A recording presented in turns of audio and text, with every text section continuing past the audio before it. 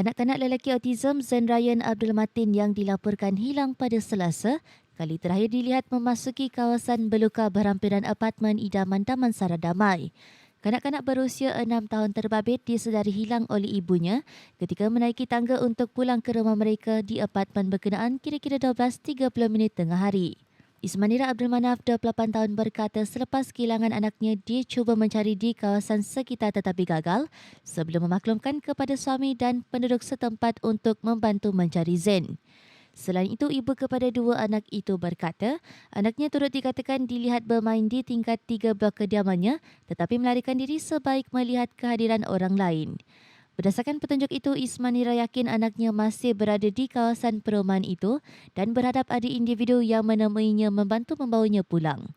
Katanya dia dan suami turut memohon bantuan karya masjid dan surau berhampiran untuk melakukan solat hajat supaya anaknya selamat dan segera ditemui.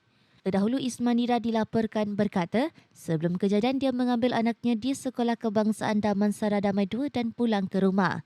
Katanya sebaik tiba di kawasan perumahan, anaknya itu secara tiba-tiba meragam dan mahu bermain buaian di taman permainan.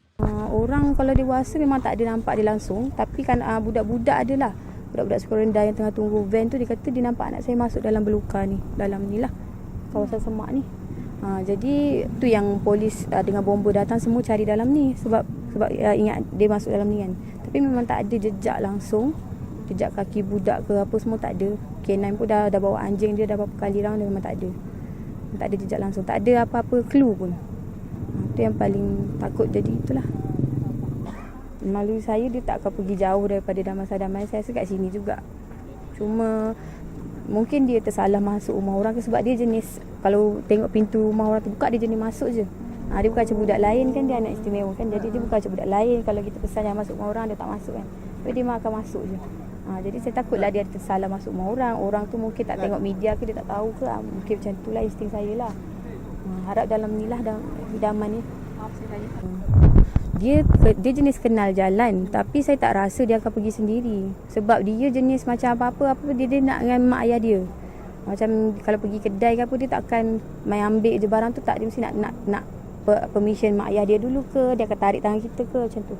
Jadi kalau macam dia nak pergi sendiri seorang-seorang dia, saya tak rasa macam tu. Saya tak rasa dia akan pergi sejauh tu lah.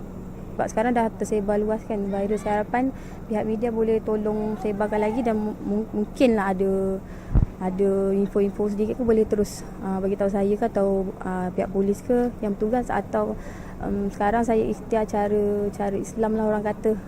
Macam kita minta solat hajat daripada surau ke surau macam tu.